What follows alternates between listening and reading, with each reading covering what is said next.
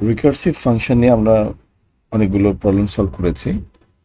এখন আমরা একটি প্রবলেম এক্সারসাইজ করতে চাচ্ছি যে প্রবলেমটি লুপের সাথে রিকার্সিভ ফাংশন কাজ করবে। তো রিকার্সিভ ফাংশন অলরেডি আমরা বুঝে গিয়েছি যে ফাংশন নিজে নিজেকে কল করে যতক্ষণ পর্যন্ত তার শর্ত পূরণ না হয়। আর আমরা যদি লুপের মধ্যে রিকার্সিভ ফাংশন ব্যবহার করি, দ্যাট মিনস লুপটি রিকার্সিভ ফাংশনকে ততবার কল করবে যতবার তার লুপের শর্ত পূরণ না হয়েছে। তারপরে লুপের যে কন্ডিশন থাকবে, লুপটিকে যদি আমি বলি 10 টাইমস ভিজিট করতে হবে, তাহলে রিকার্সিভ ফাংশনকে সে 10 টাইমস কল করবে।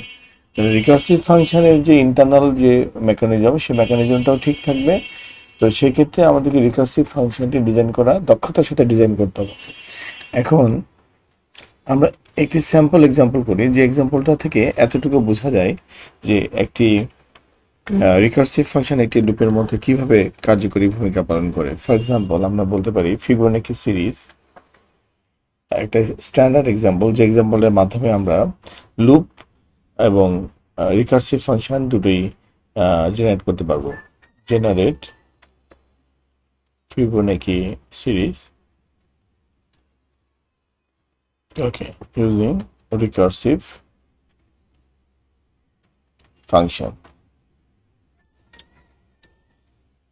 তো আমরা একটু দেখে নিই ফিবোনাকি সিরিজ উইথ রিকারশন টেকনিকটা আমরা একটু ওভারভিউ করি, যদিও আমরা প্রিভিয়াসলি এই ধরনের প্রবলেম অনেক সলভ করেছি। In Fibonacci series a number is the sum of its previous two numbers. সিরিজে যতগুলো নাম্বার থাকবে সবগুলো নাম্বার তার প্রিভিয়াস দুটি নাম্বারের যোগফল হবে, কিন্তু স্টার্টিং দুটো নাম্বার এই সুবিধাটা পাবে না, কারণ স্টার্টিং দুটো নাম্বারে তো প্রিভিয়াস দুটি নাম্বার থাকছে না। ওকে, দ্যাট মিনস প্রথম দুটি নাম্বারকে আমরা ইনিশিয়াল ভ্যালু ধরে নেব এই পুরো সিরিজের। To generate Fibonacci series the ith number is the edition of i-1 and i-2। যে নাম্বারটিকে আমি এখন জেনারেট করতে চাচ্ছি সেটিকে যদি আমি ith নাম্বার বলি, i তম নাম্বার বলি, তাহলে তার প্রিভিয়াসটি i-1 এবং তার আগেরটি হচ্ছে i-2। সো এইভাবে আমি সিরিজটি জেনারেট করতে পারি। তো এখানে একটু দেখো, যদি আমি এইভাবে সিরিজটি জেনারেট করতে পারি তাহলে 0 and 1 আসলে ইনিশিয়ালি আমাকে ধরে নিতে হবে। তো যখন আমি এই 1টি জেনারেট করছি, তো এটাকে আমি i তম ভাবছি, তাহলে this 1 is i-1 and this 0 is i-2। Same ওয়েতে এই 2 যখন আমি i তম কনসিডার করব ফর লুপকে, তখন this is 1 i-1 and this is i-2। তো দেখো i-1 এবং i-2 যোগ করলে 2 হয়, 3 and 2 যোগ করলে 5 হয়। ওকে, 5 and 3 যোগ করলে 8 হয়। এভাবে আমি বলে দিতে পারি লুপকে তুমি 10টি সিরিজ জেনারেট করো, কিংবা তুমি 5টি নাম্বারের সিরিজ জেনারেট করো, 10টি নাম্বারের সিরিজ জেনারেট করো। ঠিক আছে, 0-1কে তুমি সেই নাম্বারের আওতাও রাখতে পারো, কিংবা তুমি টেকনিক্যালি নাম্বারের বাইরেও রাখতে পারো। ওকে, আমরা তাহলে এই সিরিজটি তৈরি করবার জন্য আমরা ডিফল্ট আমাদের রিকার্সিভ ফাংশন এবং মেইন ফাংশনের বডিটি জেনারেট করে নিই। ওকে, হ্যাশ ইনক্লুড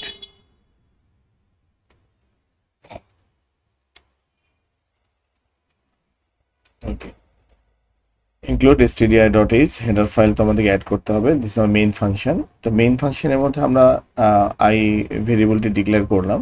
ওকে, এই ভ্যালুর মানটি আমরা ফিবোনাকি সিরিজকে দিব। তো ফিবোনাকি সিরিজকে যখন আমরা আই এর ভ্যালু দিব, আমরা ফিবোনাকি সিরিজের স্টাইলটা অলরেডি বুঝে গেছি যে i তম ভ্যালুটি প্রিন্ট করার সময় সে i-1 এবং i-2 খুঁজবে। সো এবং যেহেতু আমাদের টেকনিক হচ্ছে আমরা একটা লুপের মাধ্যমে এই লুপের সাথে এটা কাজ করতে চাচ্ছি, কেন লুপ ছাড়া ফিবোনাকি সিরিজ হবে না সেটাও আমরা এখন বুঝতে পারবো। দেখো, আমি যদি আয়ের একটা ডিফল্ট ভ্যালু দিই 0, একটা ভেরিয়েবলে তো একের অধিক ভ্যালু দেওয়া যাবে না। ঠিক আছে, তো আমি কি দিতে পারবো আয়ের দুটি ভ্যালু 0, 1, কিংবা আমি যদি বলি i=0 j=1, তাহলে সিরিজ কিভাবে জেনারেট হবে? দ্যাট মিনস তোমাকে এখানে দুটি প্যারামিটার পাস করতে হবে। সো এইটা ফিবোনাকি সিরিজ জেনারেট করার জন্য ভায়াবল একটা প্রোগ্রামিং টেকনিক না। ওকে, সো আমি যদি একটা ভ্যালু দেই, দেখো এখানে কোনো কিছু রিটার্ন আসবে? আমি বিল্ড অ্যান্ড রান করলাম, দেখো কোনো কিছু রিটার্ন আসবে না। তার মানে এই প্রোগ্রামটা কাজ করতে পারছে না, কারণ 0-1 0-2 সেই প্রিভিয়াস সিরিজে যেতে পারছে না। ওকে, প্রসেস রিটার্ন একটা নেগেটিভ ভ্যালু রিটার্ন করেছে এবং সে একটা গার্বেজ ভ্যালু রিটার্ন করেছে যেটার কোনো অস্তিত্ব নেই, মানে যেটা দিয়ে কোনো সিরিজ জেনারেট হচ্ছে না। তাহলে এই রিটার্ন অংশটুকু আমাদেরকে ঠিক করতে হবে। এখানে আমরা আগে অ্যালগরিদমে লিখে রেখেছি ফিবোনাকি, মানে নিজে নিজেকে কল করলাম, ফাংশনের নাম i-1 plus i-2, this is my target. Return কাকে করবে? এই প্রিন্টএফ কে রিটার্ন করবে, তাই না? তো যেহেতু রিকার্সিভ ফাংশন রিটার্ন করে যতক্ষণ পর্যন্ত ট্রু থাকে ততক্ষণ পর্যন্ত রিটার্ন করে কন্ডিশন, কিন্তু রিটার্নগুলো কিন্তু বারবার করে না। মানে একবার একবার যদি রিটার্ন করে চলে যায় তাহলে কি সে আর ব্যাক করবে? সে তো আর ব্যাক করবে না। দ্যাট মিনস আমাকে আইদার ফিবোনাকি সিরিজ ফাংশনটাকে বারবার কল করার ব্যবস্থা করতে হবে, কিংবা এই রিটার্ন স্টেটমেন্টকে এমনভাবে কল করতে হবে যাতে এবং যতক্ষণ পর্যন্ত তার কন্ডিশন ফলস না হয়েছে ততক্ষণ পর্যন্ত সে নিজে নিজেকে কল করতে পারে। তাহলে দুটো রাস্তা আমার কাছে আছে, আইদার এটিকে একটা এই পুরো লাইনটাকে একটা ইফ কন্ডিশনের আওতায় ফেলা যাতে করে সে বেরোতে না পারে, বারবার কন্ডিশন ট্রু, যতক্ষণ পর্যন্ত ট্রু থাকবে ততক্ষণ পর্যন্ত সে নিজে নিজেকে রিটার্ন করতে থাকবে। ওকে, মানে নিজে নিজেকে কল করতে থাকবে, অথবা এই ফিবোনাকি ফাংশনটিকে আমি যে কল করেছি প্রিন্টএফের আওতায় সেটিকে একটা লুপের আওতায় আনতে হবে। তো ফার্স্ট আমরা যে কাজটি করতে চাচ্ছি সেটি হচ্ছে ফর। তোমরা যদি এই রিটার্ন কিওয়ার্ডের কাজ ভালো করে বুঝতে না পারো, কিংবা এই ফাংশনের যে রিটার্ন টাইপ এবং এই প্যারামিটারের কাজ ভালো করে বুঝতে না পারো, তাহলে কিন্তু এই এক্সারসাইজ সিরিজের আগে কিংবা এই এক্সারসাইজ সিরিজ থেকে এক্সারসাইজ করার সাথে সাথে তোমাদের উচিত হবে আমাদের একটু থিওরিটিক্যাল সিরিজগুলো দেখা, যেখানে পারফেক্টলি একটা ফাংশনের রিটার্ন কিওয়ার্ড কখন কিভাবে কাজ করে, রিটার্ন 0 করলে কি হয়, রিটার্ন 1 করলে কি হয়, মেন ফাংশন রিটার্ন 0 বললে কি হয়, 1 বললে কি হয়, কিংবা রিটার্নে কোনো ভেরিয়েবলের নাম দিলে কিভাবে রিটার্ন হয়। এই টেকনোলজিগুলো কিন্তু মানে ছোট ছোট এক্সাম্পলের মাধ্যমে বুঝিয়ে দেওয়া আছে। ওকে, দেখো তো আমি 10টি ভ্যালু জেনারেট করতে চাচ্ছি, তাহলে আমি এভাবে লিখতে পারি i=0, কারণ আমি 0 থেকে স্টার্ট করতে চাচ্ছি, এটা একটা টার্গেট। তো 0 থেকে যদি আমি স্টার্ট করতে চাই, তার 0 1 তারপরে 1, তাহলে i=, আমি প্রথমে 0 দিলাম কারণ আমি এখানে ফিবোকে 0 ইনপুট দিতে চাচ্ছি। তাহলে আমি কত দূর পর্যন্ত সিরিজটা জেনারেট করতে চাচ্ছি? 10 বার। 0 থেকে শুরু করতে চাচ্ছি, 10তম পর্যন্ত যেতে চাচ্ছি। ওকে, i++।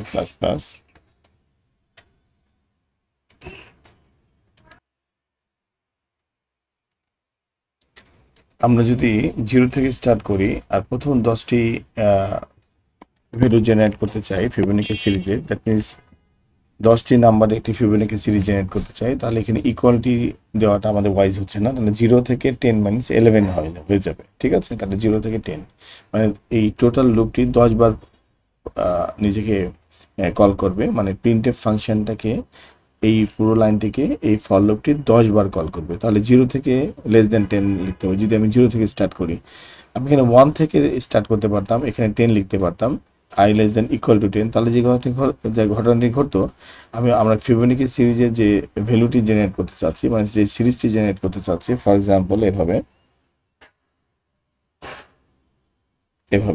তো 0 তারপরে 1 তারপরে 1 আসবে, তাহলে আমরা এটা 0 থেকে শুরু করতে পারতাম না, ঠিক আছে?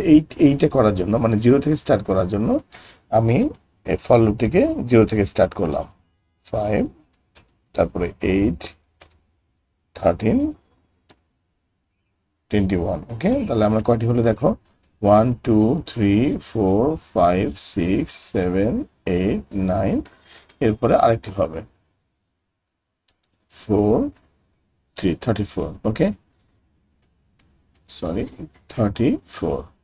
তাহলে দেখো 1 2 3 4 5 6 7 8 9 10। ওকে, 10টি ভ্যালুর একটি ফিবোনাকি সিরিজ জেনারেট হয়েছে স্টার্টিং ফ্রম 0।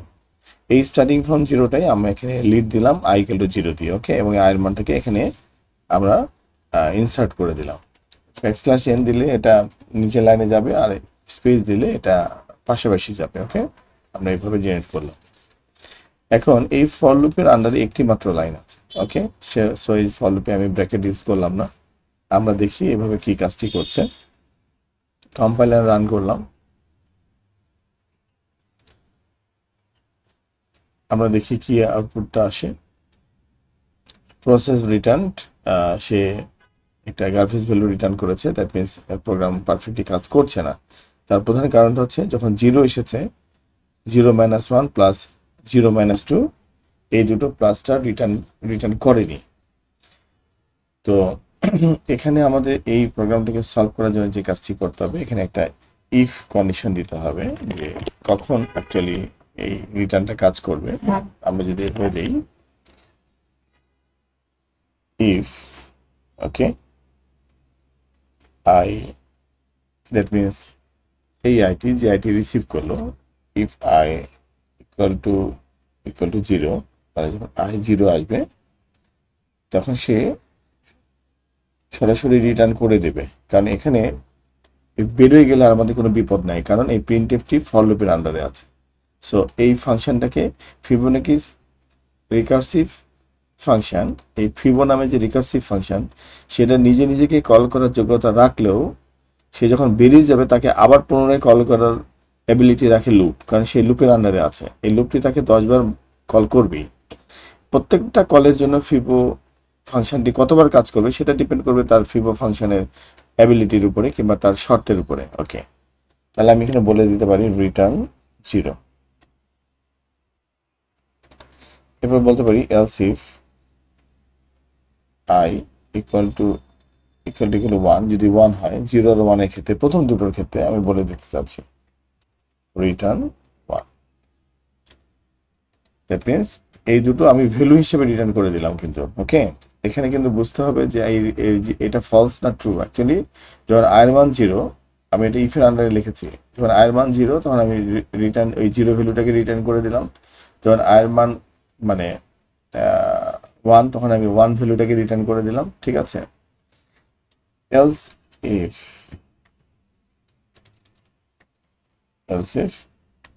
এই দুটি শর্ত যদি পূরণ না হয়, যদি দুটোতেই ফলস থাকে, তাহলে এইটি হচ্ছে চূড়ান্ত। আমরা এখন বিল্ড এন্ড রান করি, এখানে এরর আসছে। ওকে, এলস ইফ, এখানে কন্ডিশন দিইনি আমি, সো আমাকে কন্ডিশন স্টেটমেন্ট লিখতে হবে। Else if I greater than 1। ওকে, দেখো বিল্ড এন্ড রান করলাম, আমাদের সিরিজটি জেনারেট হয়েছে 0 1, তারপরে 1 2 3 4 5 13 21 and 34। ওকে, এখানে একটু কোডের উপরে এক্সারসাইজ করে দেখো। আর তুমি যদি এখানে লিখতা রিটার্ন আই, এখানে যদি লিখতা রিটার্ন আই, ঠিক আছে, তাহলে কি হতো দেখো, কোনো সমস্যা হতো না, কারণ অ্যাকচুয়ালি এখানে আয়ের মানটাই রিটার্ন করেছে। আয়ের মান যখন 0 তখন তুমি 0 রিটার্ন করেছো, আয়ের মান যখন 1 তখন তুমি 1 রিটার্ন করেছো। দ্যাট মিনস তুমি এই ঝামেলাটি জড়াতে চাওনি, যে এই অ্যালগোরিদমের ঝামেলায় জড়াতে চাওনি, কারণ তখন তো অ্যালগোরিদম এভাবে কাজ করতো না। মানে 0 - 1 প্লাস 0 - 2, এটা অন্যরকম ভ্যালু নন নেচার নাম্বার চলে যেত। মানে নেচার আমরা পুরো কাজটি করছি, রিকার্সিভ ফাংশন কাজ করছে নেচার নাম্বারের উপরে, মানে গ্রেটার দেন 0 নাম্বারের উপরে। ঠিক আছে, নিউট্রাল নাম্বার থেকে উপরের নাম্বারগুলোর জন্য। সো এই প্রসেসটা কাজ করতো না। এই জন্য তুমি এখানে 0 লিখে যদি কনফিউজ হয়ে যাও, তাহলে এখানে আই লিখবা, কোনো সমস্যা নাই। আবার দেখো, তুমি যদি কোনো কারণে এরকম কোনো কাজ করতা, I equal to 0, I less than equal to 0, মানে একবারই কাজ করাবা, তুমি এই ধরনের একটা লুপ লিখেছো, যে লুপটা কখনোই কাজ করবে না, মাত্র একবার কাজ করবে। ঠিক আছে, তাহলে দেখো, তাহলে কি কাজ করতো, তাহলে তো প্রোগ্রামের এই অংশে আসার কোনো সুযোগই নাই। দেখো সেক্ষেত্রে প্রোগ্রামটা কিরকম একটা আউটপুট দেয়, 0। সো এটাই তো তুমি চাচ্ছ। দেখো এখানে কি আই আসছে, আই আসেনি, 0 আসছে, আয়ের ভ্যালু আসছে। সো তুমি এখানে রিটার্ন 0 দিতে পারো, রিটার্ন আইও দিতে পারো, রিটার্ন 1ও দিতে পারো, যেভাবে তুমি ইউজার ফ্রেন্ডলি মনে করো এবং যেভাবে তুমি প্রোগ্রামের লজিকটি বুঝতে পারো। তবে আমি তোমাদেরকে সাজেস্ট করবো যে তোমরা এখানে, আমি ঠিক করে দিলাম, তোমরা রিকার্সিভ ফাংশন স্টাডি করার সময়, মানে যদি তোমরা একটু কঠিন মনে করো, অ্যাকচুয়ালি রিকার্সিভ ফাংশনটা প্রোগ্রামারদের কাছে এটি কমপ্লেক্স ম্যাটার, কারণ এই নিজে নিজেকে কল করা, ঠিক কোন সময় ফাংশনটা এক্সিট হয়, ঠিক কখন কোন ভ্যালুটাকে রিটার্ন করে, এই প্র্যাকটিসটা অনেকবার করতে হয়, তাহলে এটা ইজিয়ার হয়ে যায়, সবার কাছে এটা বোধগম্য হয়। তো আমার দুটো সাজেশন, একটা হচ্ছে তোমরা এটা বারবার প্র্যাকটিস করবে, বিভিন্ন স্যাম্পল প্র্যাকটিস করবে, আরেকটি হচ্ছে যে এই ছোট ছোট বিষয়গুলো if else if return keyword কিভাবে কাজ করে, ইউজার ডিফাইন্ড ফাংশন কিভাবে কাজ করে। সো ইউজার ডিফাইন্ড ফাংশন কখন ট্রু স্টেটমেন্ট রিটার্ন করে, কখন ফলস স্টেটমেন্ট রিটার্ন করে, কখন সে ডিরেক্ট ভ্যালুর মানটি রিটার্ন করে, এই বিষয়গুলো থিওরিটিক্যাল স্টাডিগুলো তোমরা সমানে চালিয়ে যাবে। ঠিক আছে, ধন্যবাদ।